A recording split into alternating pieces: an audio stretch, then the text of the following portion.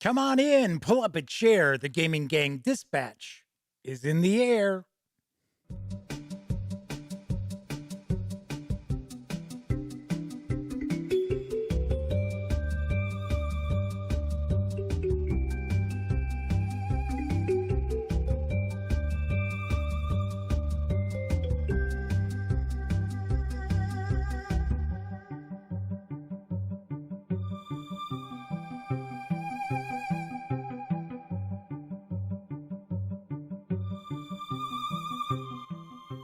Howdy, howdy, howdy, gang. Welcome once again to the Duct Tape Studios. I'm Jeff McAleer, your host, here at the Gaming Gang Dispatch, brought to you by thegaminggang.com, which I happen to be the Grand Poobah. Yes, I am the founder and editor-in-chief of the Gaming Gang. So welcome aboard. If this is your first time joining me, let me point out that this is very, very casual. We just kick back. We're talking about the latest in tabletop gaming news. And then I take a first look at a game, be it board game, role-playing game, miniatures, rules, what have you. So tonight, I am actually going to unbox and take a first look at the last 100 Yards, Volume 2, Airborne Over Europe from GMT Games. For some reason, I started zoning out on Airborne Over Europe. It's like, yeah, that's what the second volume is, Jeff. So we're going to get into that in just a little bit.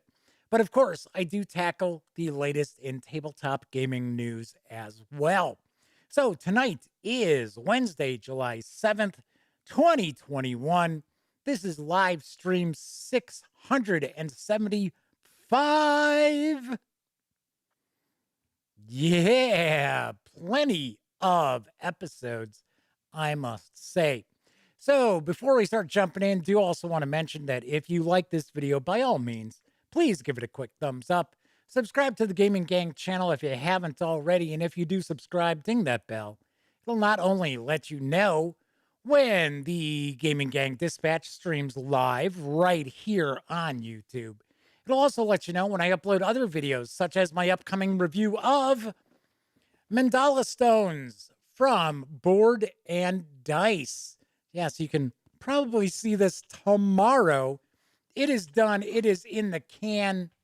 So stay tuned. I will have that in the very, very near future. Of course, when you're not watching videos on the Gaming Gang channel, be sure to visit thegaminggang.com for all the latest in gaming news, reviews, and a whole lot more. You know the drill. Get your geek on at thegaminggang.com. Of course, this is a live stream, so that also means chat is available. It's not on screen. It's one of the ways I keep some of the more unusual commenters at bay. But if you want to say howdy, by all means, chime in. If you got a question, fire away. I do my best to respond. And yeah, I do my best to try to pay attention to chat. So far tonight, John Vogel is with us. Nicholas Stanishek and Beat Cafe have joined us in chat. First of all, I got to point out, my voice is not strong today. I don't know what the deal is. Of course, I know it's still because of the triple bypass. Still have, a ways to go for my voice to return to normal, but for some reason today it's real kind of scratchy. Then again, it is possible that because I shot some video earlier today, maybe I've used up my voice for the day. I don't know, but we'll see how things end up progressing. So let's jump on into the news because I've got a good eclectic mix of news pieces tonight. So first off, hitting stores this month from Stronghold Games is Profiteers. Here's what I know. It's 1861 and the U.S. is racked in civil war. Great issues are at stake: slavery, states' rights, the preservation of the Union. But as a British arms manufacturer, you don't care. As a profiteer, your aim is to make as much money as possible by supplying the troops needed to fight the war with your factories and by speculating in the bonds issued by the Confederacy and the Union to finance their war effort. Profiteers is a strategic speculation game. Players seek to accumulate gold and bonds, the value of which varies according to the progress each side makes in the war. Players can choose to invest money in arms factories, which give them more bonds and greater influence over the outcomes, simply speculate, or buy up businesses such as coffin makers and hope for a bloody and prolonged conflict. Ultimately, the only thing that matters is the final amount of cash in hand when the war ends. The game lasts between 3 and 7 turns, in each of which players first make their investment and production decisions, and then, in reverse order, contribute troops to the outcome of one of the great battles of the Civil War. The battles are simply resolved and allow for a bit of bluff and negotiation, but do not attempt to replicate the tactics of the conflict. Those looking for a simulation of Pickett's charge at Gettysburg should probably not buy this game. The game is fast-paced and highly interactive, as the ability to anticipate or influence other players' strategies is crucial to victory. A long game, where the war is finally balanced and lasts the full 7 turns, can take up to 45 minutes. Shorter conflicts are finished in less than half an hour. Profiteers is for 3 to 5 players, ages 12 and up, plays in 30 to 45 minutes. It's going to carry an MSRP of $19.99 when it arrives on July 28th. This sounds kind of interesting on one hand, and then sort of bizarre on the other hand. I don't know, maybe as an American and somebody who's pretty well versed in history, especially the American Civil War, I feel a little off about playing somebody who's trying to profit from the war. I don't know. Almost like, would you tackle a game about World War II where you're playing as war profiteers? I don't know. I have no idea. But once again, this is something a little different. This is a bit different. This is a little off the beaten path that Stronghold Games usually stays on. So this could be fairly interesting. I believe it's just a card game as well. Thus the $19.99 MSRP. So Steve Park Smith is joining us in chat. Says, glad to see I'm back. Yes, I am back at least 2 nights of the week for the foreseeable future. At least through the end of July, I can tell you that much. We're going to be looking at Monday and Wednesday episodes of The Dispatch. Hopefully, come August, maybe do 3 nights a week. September, back to 4 nights. We'll see. We'll see what happens. Like I said, it really, the main thing right now is my voice. My strength level and everything else, I've been actually great. I've had, doctors and nurses tell me, hey, you're going to have good days, you're going to have bad days. So far, I really have not had any bad days. I've had days where I'm a little tired, but so we'll see. We'll see what happens. Thank you, Steve. I'm glad to still be here. Knock on wood. Moving right along, also arriving this month is Lost Kingdoms Pangea in Pieces from Galactic Raptor Games. Here's the deets. 200 million years ago, dinosaurs roamed the great continent of Pangea. As the land shifted, the dinosaurs moved across the globe, constantly evolving and thriving. To ensure the survival of their species, players will spread their dinosaurs across the planet, manipulating the size and position of land masses by strategically shifting tiles, and carefully divide their herds to control the newly formed continents. Take a trip back in time when dinosaurs roamed the earth. Strategic planning and movements will determine the outcome of the dinosaurs' survival.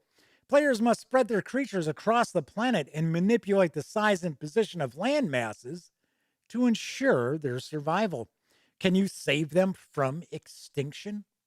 Lost Kingdoms Pangea in Pieces is for 1 to 5 players, ages 12 and up, plays in about 30 to 60 minutes. It's going to carry an MSRP of $29.99 when it arrives on July 28th. So, yes, another game that arrives on the 28th, just like Profiteers. Wish I had more images that I could share with you about Lost Kingdoms, because this looks pretty interesting and seems to be kind of a tile laying game. I have a soft spot for tile laying games, so could be kind of cool, could be kind of interesting. Doug Roberts is joining us in chat. Good to see you, Doug. Make yourself at home, kick back and relax. Let's talk about some role-playing game news, because Northwind Adventures has a Kickstarter to bring a all-new edition of Astonishing Swordsmen and Sorcerers of Hyperborea to the masses. It is now going to be called Hyperborea. Here's the scoop. The premier swords, sorcery, and weird science fantasy role-playing game is back in an incredible 2-volume hardback set. Hyperborea 3rd Edition is the newest edition of Astonishing Swordsmen and Sorcerers of Hyperborea. The game has been revised, reorganized, and reassembled, making this the finest edition to date, though retaining our philosophy of backwards compatibility. Hyperborea is a role-playing game of swords, sorcery, and weird science fantasy. It's played with paper, pencil, dice, and imagination. Participants include a referee and one or more players. The referee prepares and presents the adventure material, circumstances, challenges, quests, mysteries, etc., and the players create player characters, including fighters, magicians, clerics, and thieves.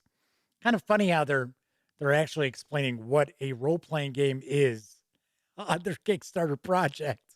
You don't see that too often. The heroes of a Hyperborea game delve dungeons filled with horrifying monsters, lethal traps, and bewildering puzzles. They explore savage wilderness frontiers and dangerous borderlands. They probe ancient ruins and investigate cursed tombs. They match steel against sorcery and sorcery against steel. And they plunder for gold, gems, and magical treasure. Do want to point out, there is a short Kickstarter video. It's about 2 minutes long. I cannot play it with the audio, though, because it is essentially, it's just some heavy metal music, and that music will set off a copyright violation for the channel. So what I'm actually going to do is I'm going to share the video as I continue to provide some of the background information about Hyperborea 3E. Hyperborea is a flat earth realm hemmed in by the mystical Boreas, the north wind, and the scarlet light of a bloated, dying sun. Its rolling seas spill eternal over the world's rim. This world is in a perpetual state of decay. It is populated by disharmonious men and women, hostile monsters, and weird alien beings. The setting is adaptable and can be used independently or in conjunction with other Milu, published or homebrewed indeed. Hyperborea might be just beyond the north wind of any campaign setting. Just as we did with the 2nd edition of the game, subtle improvements have been made to every facet of the game. Clarifications, revisions, ambiguities resolved, expansions, simplifications, and more. Each Hyperborea 3E volume has been painstakingly edited by George Sedgwick. Here are some of the highlights. There are new and revised class abilities for several character classes. There's a reworked monk class. There's the Fell Paladin, a lawful evil variant of the Paladin. 12 new playable character races: Anglo-Saxon, Carolingian, Frank, Eskimo-Isian, I don't know what that is, Greek, Lap, Lemurian, Moor, Mew, Unan, Roman, Lingit, and Yakut. Except for the Franks, all have been mentioned in the previous editions. Spells are less restrictive to acquire. For an example, a magician can copy a fireball spell from a pyromancer's spell book. More languages, more spells, more monsters, including new illustrations by Jonathan Bingham, Sky Talion, and Mike Tenebrae. There's more magical items. There's streamlined combat, and it runs more smoothly and quickly, but is just as deadly as before. All that being said, the game remains approximately 95% compatible with the previous 2 editions. The books will also feature beautiful new layouts, fonts, and improved organization and functionality. The project for Hyperborea 3rd edition is well past the 600% funding goal. You can reserve your copy of the Player's Manual, Referee's Manual, Atlas, and Introductory Adventure, The Late Trapper's Lament, in print, and it includes the PDFs, for a $110 pledge. Or you can grab just the PDFs for a $25 pledge through July 31st. Expected delivery for both the physical books as well as the digital releases is this December. Pretty wild.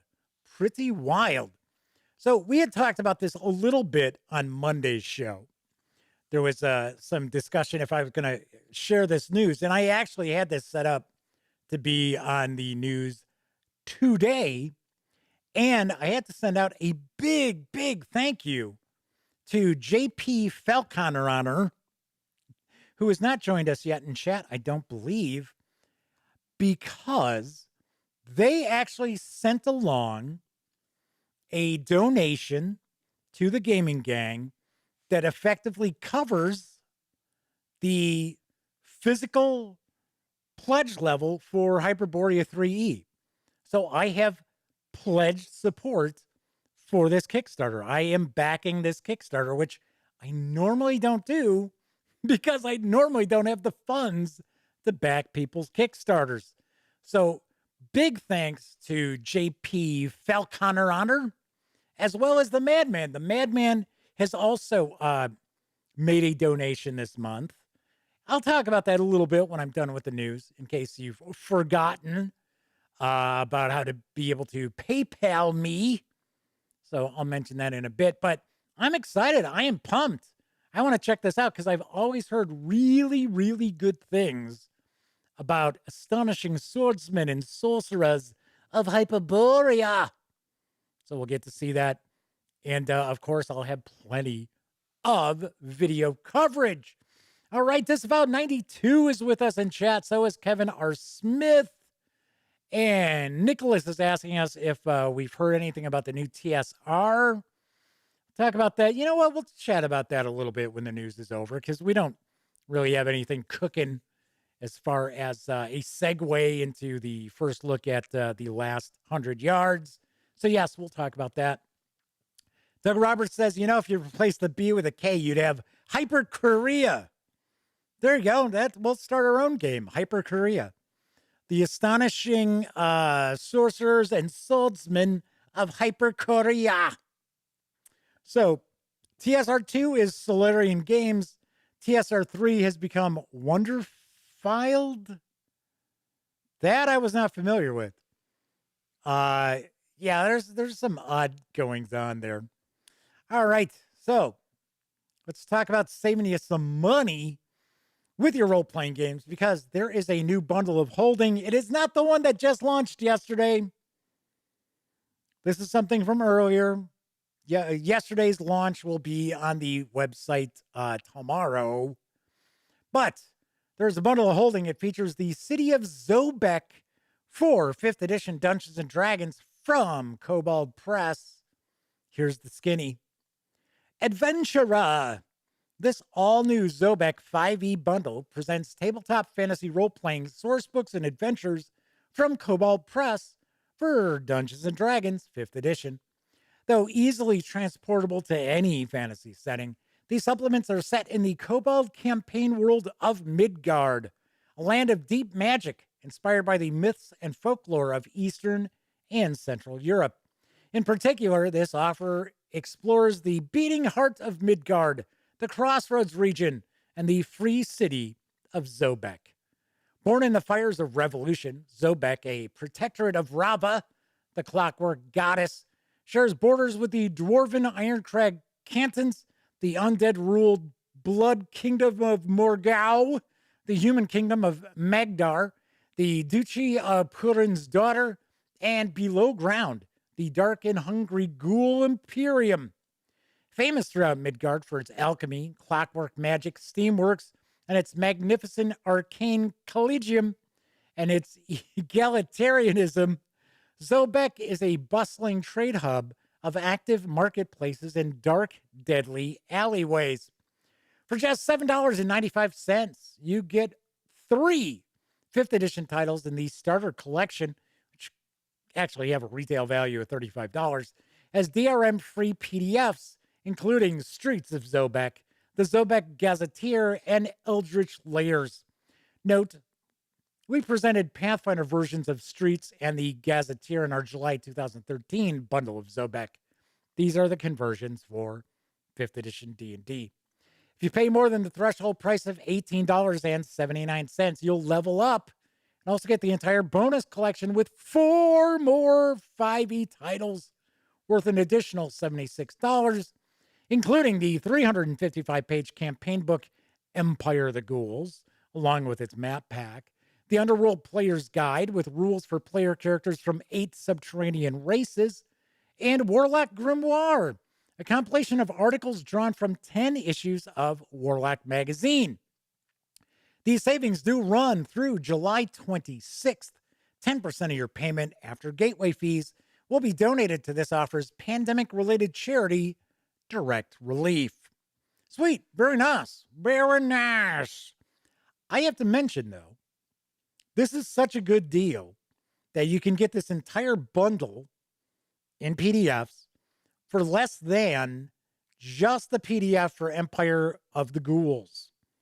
So I want to say, I think Empire of the Ghouls is, I think it's $19.99 in PDF, and you can get the whole shebang here for $18.79. So pretty cool. I'm a big fan of setting books. I don't really know anything about Midgard as far as Kobold Press's setting, their fantasy setting that they've got, outside of when I share news items for new releases from Kobold Press. All right, my final news piece, now available in print and PDF, is The Maze of Miseria. It's an adventure for worlds without number from Earl of Fife Games. Here's the dope. Brave the Maze of Miseria. There is but one chance for glory, but many for death. Venture forth with skill and guile, or join the doom of a long-dead civilization. The Maze of Miseria is a 60-page adventure for worlds without number. Your players will explore a labyrinth full of secrets while fighting for their very survival. The Maze of Miseria works best for first or second level characters. In this adventure, you're going to find new backgrounds for worlds without number, including the pirate, grave robber, grave robber. Yes, grave robber, Jeff, not grape robber. It's the grape robber. He steals grapes. You bastard. Give me my grapes back. Ay, ay, ay. There's also the Initiate and the Explorer. It's a 60-page adventure that should last 10 to 20 hours, depending on your playstyle. It's a fully keyed map of the Maze of Miseria. There are new adversaries, including blobs, cannibals, minotaurs, and more. A full adventure summary keyed for quick reference at the table, and much more. The Maze of Miseria is available over at DriveThruRPG as a 60-page softcover, which includes the PDF, for $15.99, or you can grab just the PDF alone for $7.95. Nice. Very cool. It seems to me, once again, I have not ever really gotten to take a deep dive into any of the Earl of Fife games, but they seem to have some pretty interesting releases. They really, really do. And they tend to be, at least the PDFs, tend to be pretty reasonably priced as well for what you end up getting, or what it appears that you get. So if you didn't already know this, Sammy has reviewed Worlds Without Number over on thegaminggang.com. I have personally not seen it. Then again, I haven't ever looked through Stars Without Number either, even though I've heard great things about it. She says it's really, really well done. It is an excellent OSR styled fantasy role playing game with loads and loads of world building, which I think is kind of what the selling point for a lot of people was, or is, I should say, with Stars Without Number. So kind of cool. Very cool. All right. That is it for the news tonight. So I was talking about the PayPal me. If you like what I do, if you like the channel, if you like the gaminggang.com, by all means, feel free. Buy me a cup of coffee or a bottle of soda or what have you. If you swing on over to thegaminggang.com, you'll notice there's a little ad and it says buy Jeff a cup of Joe. And it's simply through paypal.me/thegaminggang. I am taking a look at Ko-Fi. Maybe I'm not going back to Patreon because to me, Patreon's a huge ripoff. It's just way too goofy. All right, so wait a second here. So Kabuki Kid is popping in, saying hello, saying that they see an error. Is there still a stream going? As far as I can see, everything looks good. Not like the one show I tried to do when I came back. I got to the 30-minute mark, and all of a sudden YouTube was like, that's it, you're done. You are done. We're out of here. So, Flaming Heron's joined us in chat. Sarah D's with us as well. So Flaming Heron's saying that they got an error when they loaded up the stream. Kabuki Kid says they only see an error. And Sarah D says, yeah, she's watching. She's watching the stream. So I don't know. This is kind of strange. So Kabuki Kid says they see an error in chat. Just for the heck of it, let's see what and I know I probably should not be risking things, but I'm going to take a look here, see what I get. If I go take a look at the live streaming dashboard. So I'm taking a look at the back end. Okay, so the back end's showing me. So the back end's showing me. Let me take a look at something here.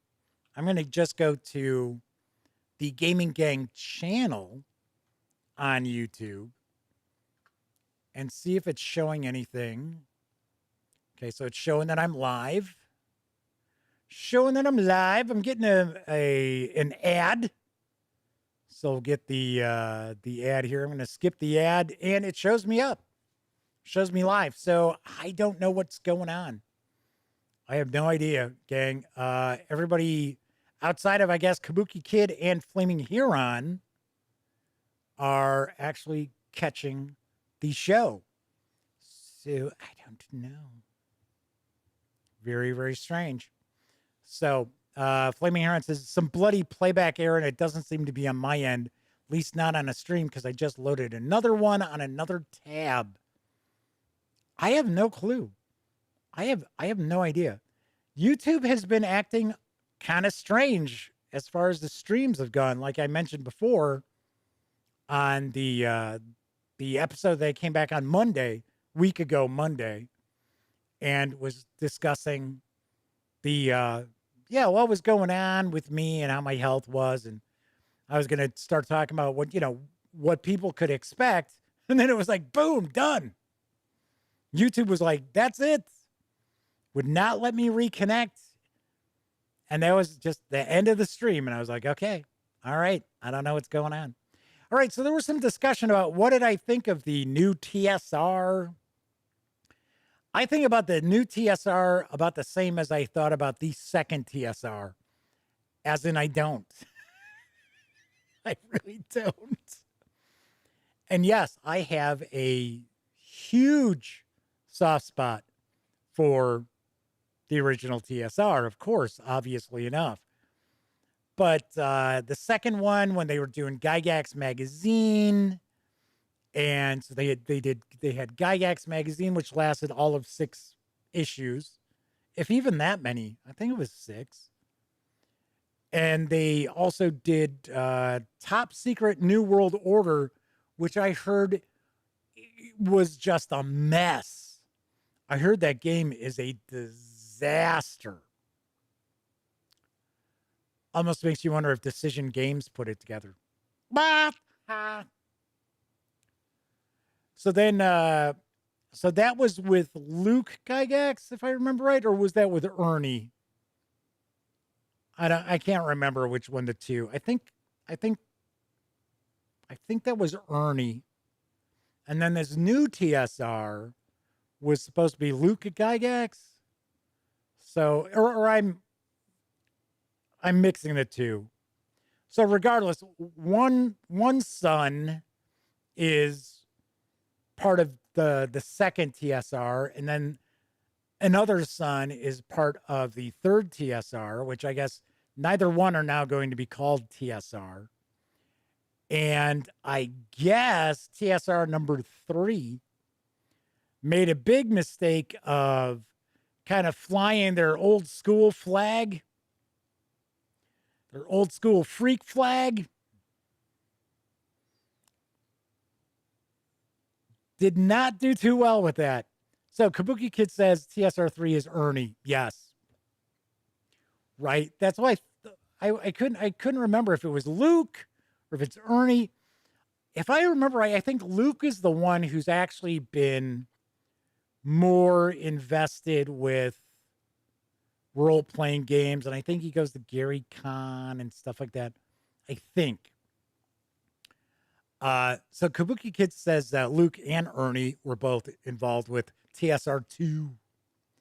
But anyway, yes, they made the big mistake of talking about like diversity and inclusion and not being very welcoming and talking about gender identity and things like that. And it was sort of like, what the hell's wrong with you people? It's like, where are you going for? You know, what audience are you looking at bringing on board here? Because you're really turning a lot of people off. And they did. A lot of people were very upset. So plus, you know, I got to be honest, I am not the most well versed in all the legal battles with the Gygaxes and things like that. I know there's a lot of shit going on with that and has been for years that I just, you know, don't want to, you know, like dirty myself into check it out. So anyway, so Kabuki Kid says they backed a campaign setting that Ernie did and was due years back. It's still apparently coming, but I wish I never backed it. So I will mention somebody who I went to high school with at Lane Tech, and he was actually the president of our rival game club. And remember, if you follow the gaming gang, if you watched, what was that episode? Was it 500? I think it was episode 500 that I had my best friend Elliot join us. And we were talking about high school and stuff like that, gaming in high school. Anyway, so our club was the Gamers Guild. And their club was the Dungeon, I think it was Dungeon Masters Guild is what they were called. And all they did was play D&D. That was it. They were just a D&D club, whereas we played everything. In fact, we really didn't play D&D. We played everything else, played Top Secret and Avalon Hill games and all this other stuff. And Mike Neistel, that name might ring a bell with some folks out there who were very, if you were really into Dungeons and Dragons back in the day, then that name probably rings a bell. And I know that was another situation where he had done some, because he had actually done some work for TSR after he got out of school, or at least out of high school. And he had a couple of spells named after him and all this other stuff. And he did some Kickstarters where he was supposed to be releasing some fantasy role-playing game stuff. And then, of course, never saw the light of day. So I actually had a couple of people ask me what I knew about him, saying that I went to high school with him. And I was like, yeah, we had like 6,000 students at Lane Tech. I didn't know the guy outside of, I recognized him in the hall. I remember we went to check out his club as freshmen. Elliot and I were checking out the two gaming clubs, which one we wanted to join. And Mike Neistel always wore a Doctor Who scarf, like Tom Baker, and the Tom Baker Doctor Who hat. Always. That's about all I do. There we go. All right. So who else? We just had some other folks pop into chat. Eric Burden has joined us. Welcome aboard, Eric. Thanks for popping in and joining us in chat. All right. So Kabuki Kid says they had Ernie message them several years back, and he seemed pretty drunk. Really bizarre conversations. He was sort of hitting on me, then went on for several days. Jeez. My gosh. That's pretty wild. All right. Anyway. So we're going to jump on in and take a first look at The Last 100 Yards, Volume 2. Airborne Over Europe. It's from GMT Games. It's designed by Mike Denson with artwork provided by Darius Berezewski. I'm sure I'm way off. I'm sure I am way off on that name. Also, artwork provided by Charles Kibler and Liz Stefanoff. This game is for 1 or 2 players. It's mainly a 2-player game. It's for ages 14 and up. Plays around 2 hours per scenario. Does carry an MSRP of $59.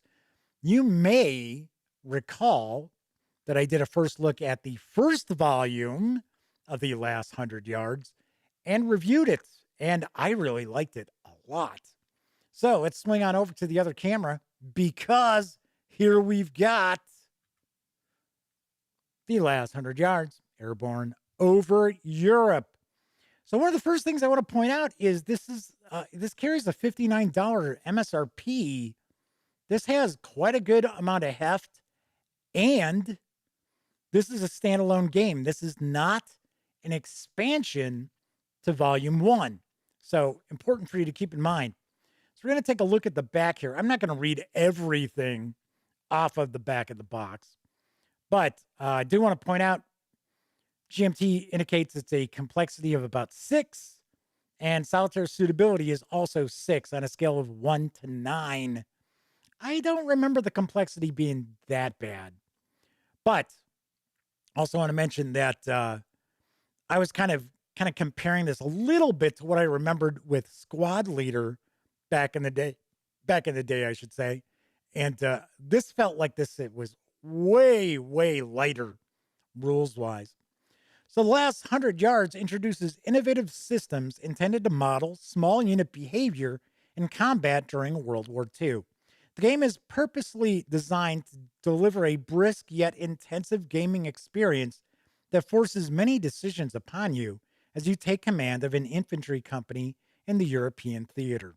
The Last 100 Yards Volume 2, Airborne Over Europe, is the second game in the Last 100 Yards series and includes missions from 2 major airborne campaigns, Normandy and Market Garden.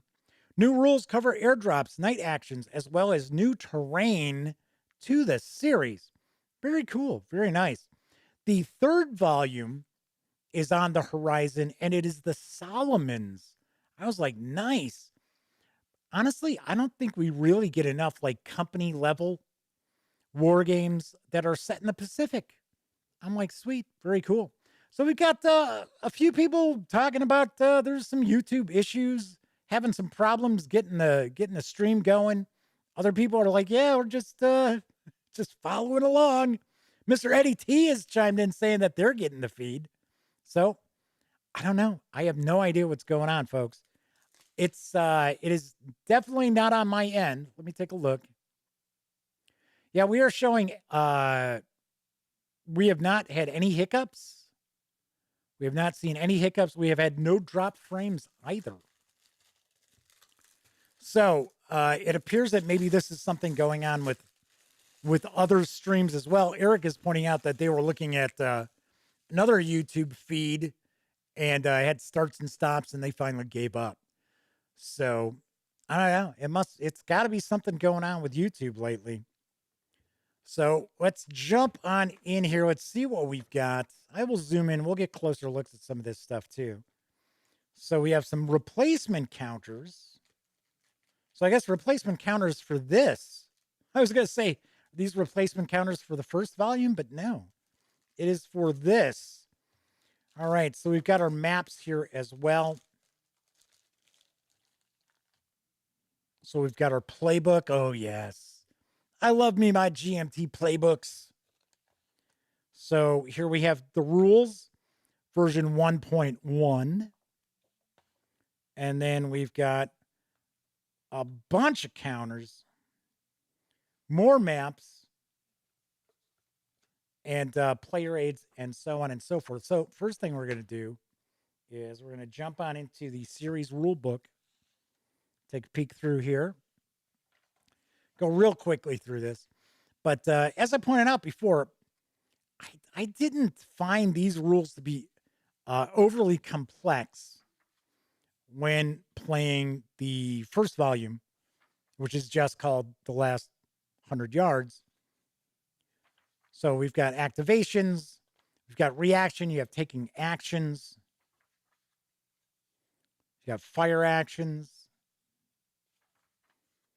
different kinds of fire actions that you can take, mortars, anti-tank fire. We've got recovery actions. We have assaults for close combat, characteristics of various nationalities. We got our new rules for the airborne landings, night and twilight, mines and wire. Got our mission setups. Talking about winning the game, control of terrain objectives, attacker's final score, and victory levels. Got some optional rules. And we've got a bit of an index. And then we've got a mission form with some mission tables as well. And what's new or changed in the airborne module rules. So it tells us what's going on, what's different, and the various different case points that have changed from the original rules. Very nice. All right, then we've got our playbook, which should include some scenarios here. So it looks like we're going to get some rule examples. So we've got platoon activations, withdrawal or retreat, overruns, shoot and scoot, halt and fire, enfilade, simple fire resolution, complex fire resolution, talking about assaults. So as opposed to an example of play, which I see we're going to get right here, this is actually giving us examples of specific rules and how you resolve these different actions. So here's our example of play. Looks like we've got a few turns here. Turn 3, turn 4. Then looks like we've got an example of play including armor as well. So that went, looks like that's 4 turns. So we got our designer notes. What are we doing here? Time-lapse system. That's one of the kind of interesting things about this design is the time can kind of telescope. So you can have longer periods of time suddenly kind of like zoom in and time slows down. I thought that was kind of interesting. So we get pretty much an explanation from the designer about a lot of these various different concepts as well.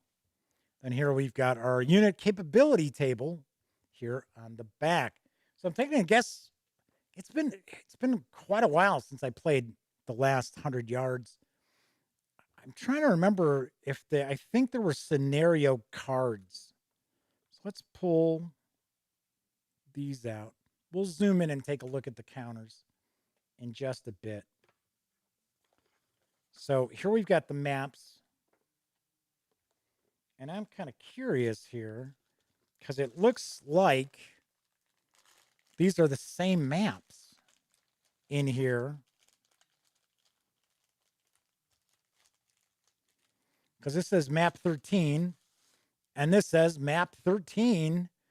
And it looks like there's like an old like keep or castle or something like that. But it looks like it's the same exact map. It's kind of weird. So we will find out. Let's put that off to the side. Let's take a look at the maps that are like not in that little baggie. So got this one here. Looks like that's another kind of I don't know, like a keep or something like that. It's kind of interesting. So those are maps 13 and 16. We've got, and they are paper, but they are treated. That's why you can see there's a little bit of a sheen to them as well. So this is map 24. It almost looks like that's a swamp. So we've got map 24 here. So we've got a town on map 14. Got map 15. It seems looks more rural. Oh, it looks like we've got a few houses, a few buildings there. This looks like this is more of a forested area as far as map 21.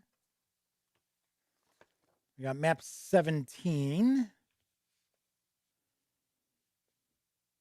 looks like another town, another village. Here we have a river with a bridge. So that's map 20.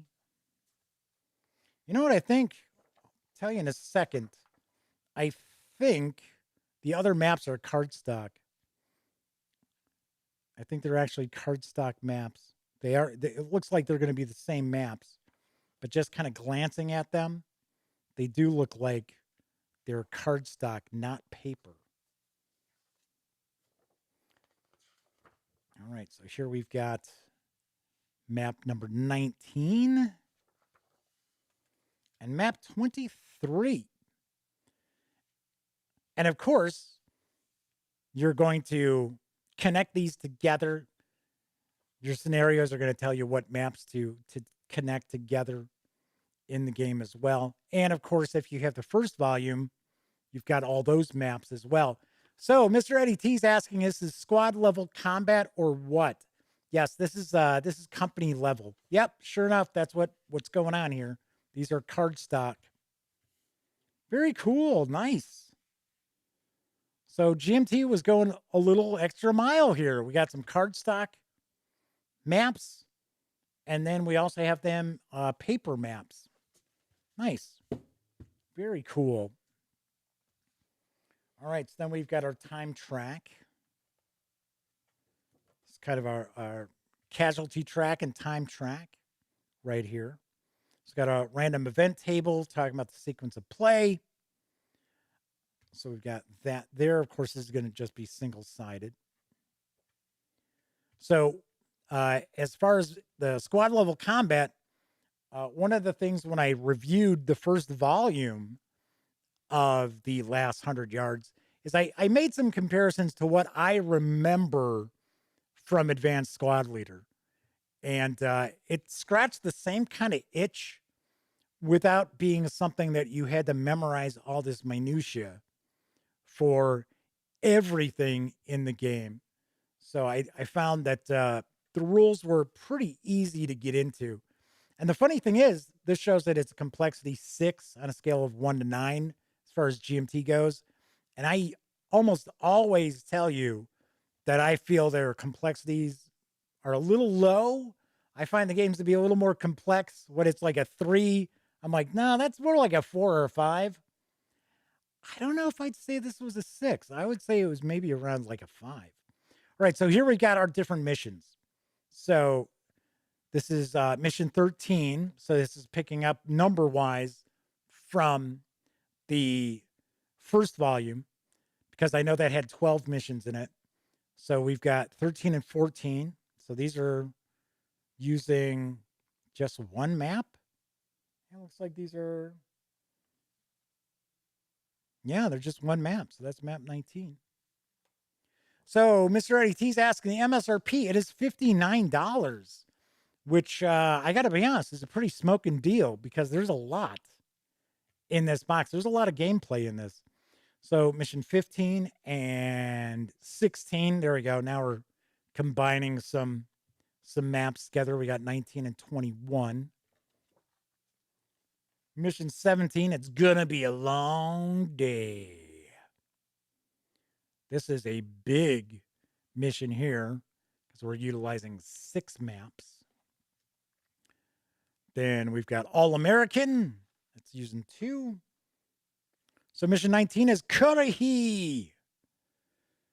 So this is Easy Company from Band of Brothers, because they're talking about Lieutenant Winters right there. So that's pretty cool. We got Easy Company again in Bloody Gulch.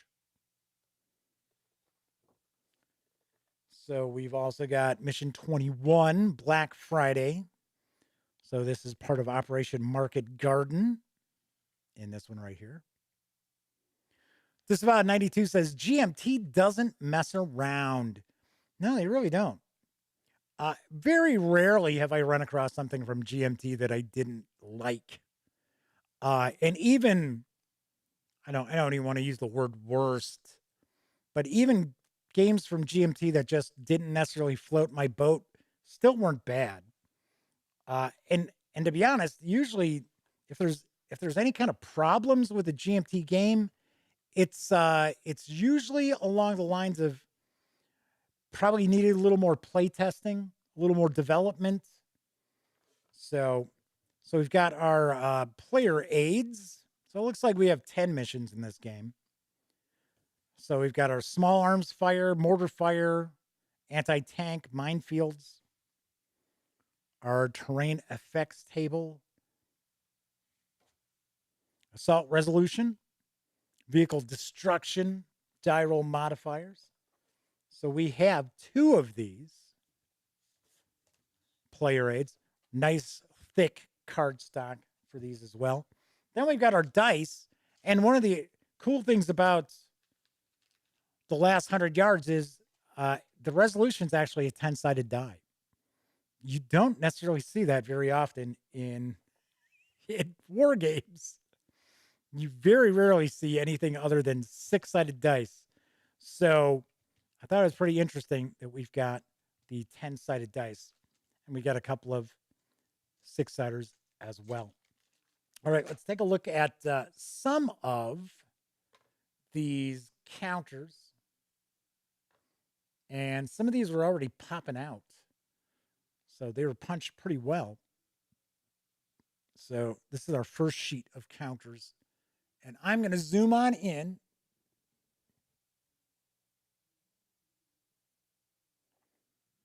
There we go. Get a little closer look at these. So we've got our NCOs and our commanders. We've got our armor. But the only thing that I would say as far as the graphic look of the last 100 yards, and I say this when I talk about just about any war games that have like vehicles, armor, things like that, I'd rather see a top down as opposed to a side silhouette. And I get it. I guess it's a little more expensive, a little more detailed to do a top down. And these aren't huge counters either. These aren't 3/4 inch or 1 inch counters. So I would think you'd probably lose some detail.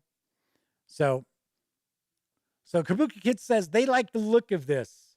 Definitely check out my review of, whoops, as I'm punching a bunch of these out.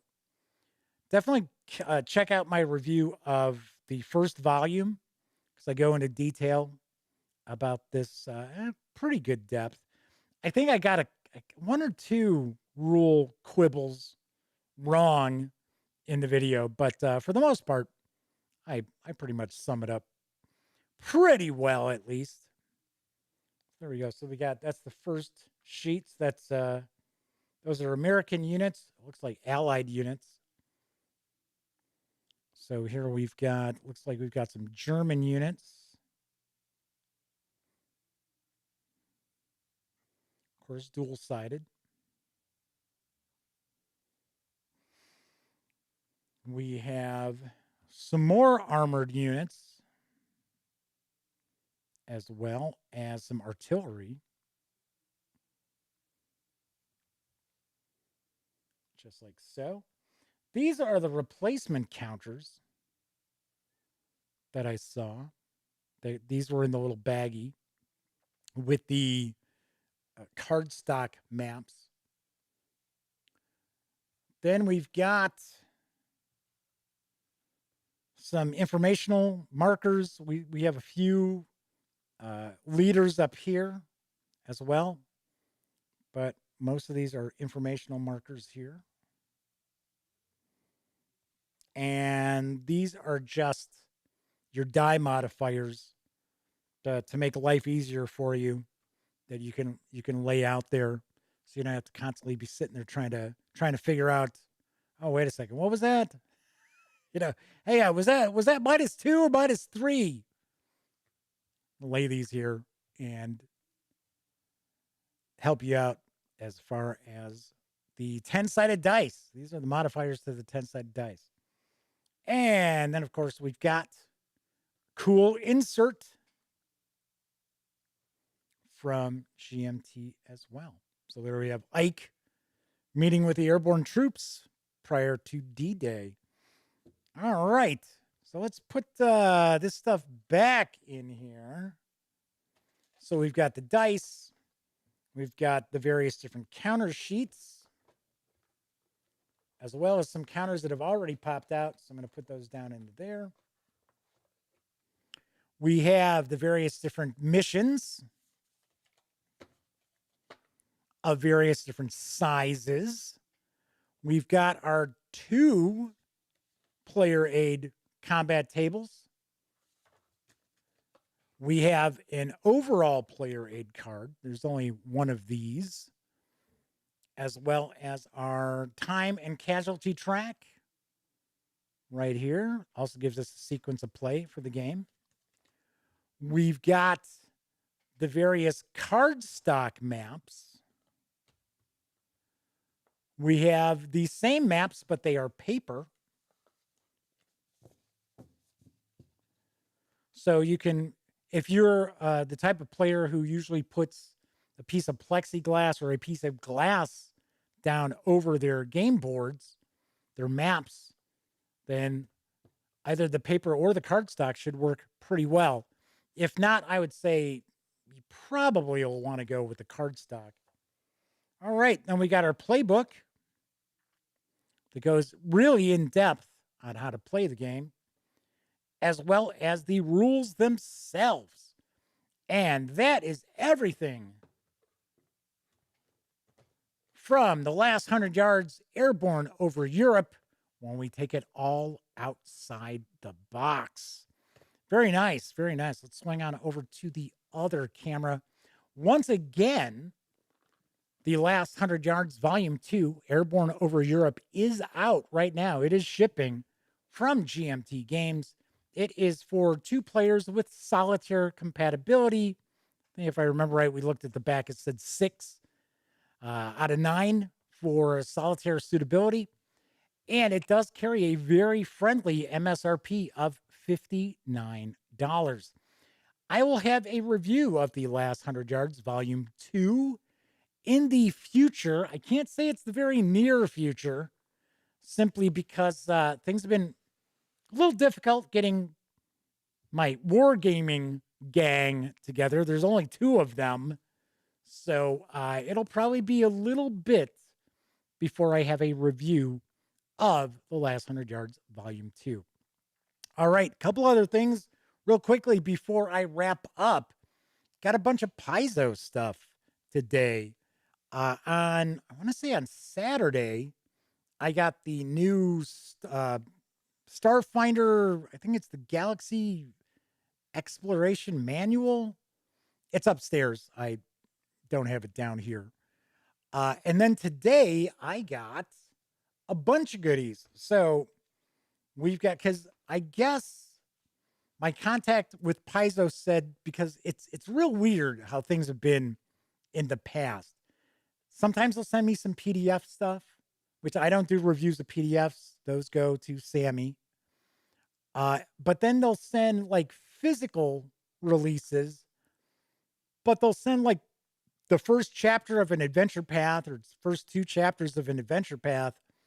And then I don't see anything else from it, not even in PDF. So it's like, so I guess they're trying to crack down on that. I think they're trying to make sure that they actually get the physical books or some of the physical releases out to the reviewers on a pretty steady schedule. So I got the first chapter of the latest adventure path for Pathfinder. It is Despair on Danger Island. And it is part of the Fists of the Ruby Phoenix adventure path. I think this is, is this a 6-parter or a 3-parter? I think it's a 6-parter. So I received this. I got the Adventure Malevolence. This is a standalone. So this is a standalone Pathfinder adventure. And trying to see what levels it might be for.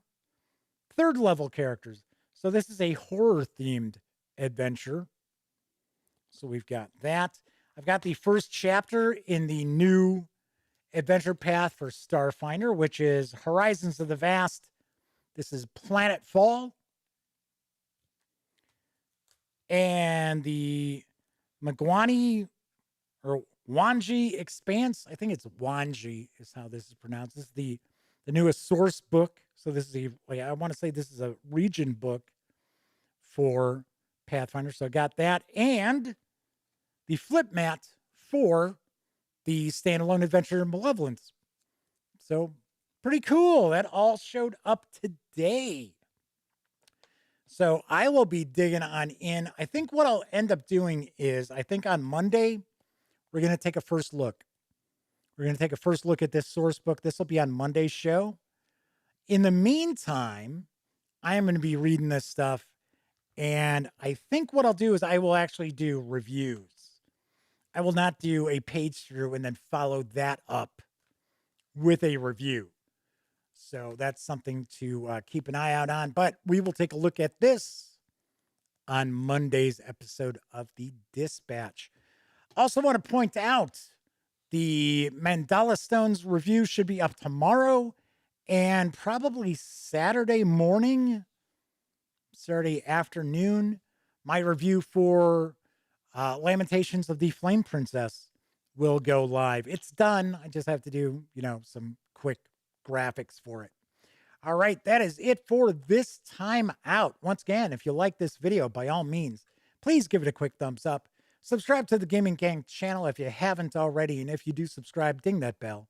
It'll not only let you know when I stream the Dispatch live right here on YouTube, usually without any problems, usually without any issues about people not being able to see the stream. Anyway, if you ring that bell, it'll notify you when the stream is live, as well as inform you when I upload other videos, such as my recent review. This is my latest review. Call of Cthulhu Does Love Forgive from Chaosium Inc. And I think you'll be surprised by what I say about this. You have to check it out. All right, so that's it for this time out. Of course, when you're not watching videos on the Gaming Gang channel, be sure to visit thegaminggang.com for all latest in gaming news, reviews, and a whole lot more. You know the drill. Get your geek on at thegaminggang.com.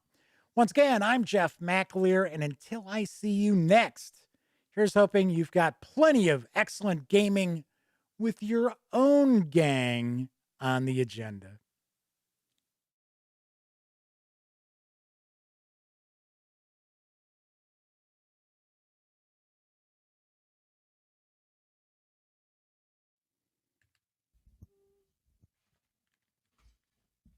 Oh, you're still here.